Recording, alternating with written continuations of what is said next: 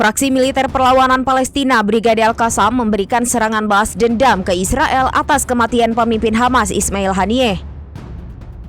Dikutip dari tribunnews.com, hal itu disampaikan oleh pakar militer dan ahli strategi asal Yordania, Jenderal Fayez Al-Duairi. Ia mengatakan Al-Qassam melancarkan serangan balasan yang mematikan sejak Sabtu 3 Agustus. Adapun balas dendam itu dilakukan dengan menembak sniper terbaik Israel dengan senapan Gold di dekat area pemakaman timur di kota Rafah. Tak cukup sampai di situ, pasalnya Al-Qassam kembali menyerang Israel dengan menargetkan 2 kendaraan Israel. Serangan itu dilakukan dengan rudal Al-Yasin 105 di sebelah timur Rafah.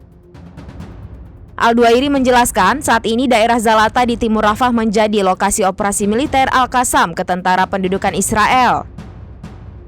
Pasalnya, Jenderal Yordania ini menyebut Israel banyak menempatkan tentaranya di daerah Zalata. Tak tanggung-tanggung, IDF mengerahkan 4 divisi militer mereka. Militer Zionis pun tak memberikan pengumuman atau klaim penempatan tentara Israel skala besar di Zalata.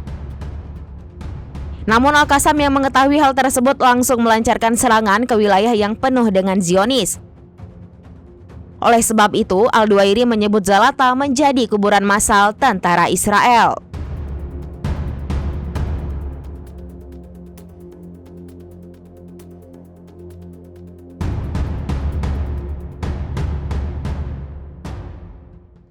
Download Tribun X sekarang, menghadirkan lokal menjadi Indonesia.